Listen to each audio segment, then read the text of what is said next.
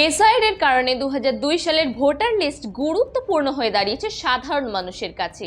আর সেই লিস্ট ঘাঁটতে গিয়ে চোখ কপালে ডোমকল থানার খিদিরপাড়া গ্রামের একটি পরিবারের। কি আছে সেই লিস্টে, চলুন দেখে নেওয়া যাক।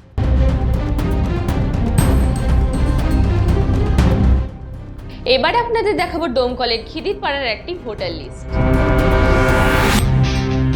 এই ভোটার লিস্ট থেকে কোনো ব্যতিক্রমী বিষয় কি আপনাদের নজরে পড়ছে? এবার দেখাবো ভোটার লিস্টের সেই জায়গাটা যা দেখে কারিগর পরিবারের চোখ কপালে। একটু ভালো করে লক্ষ্য করুন।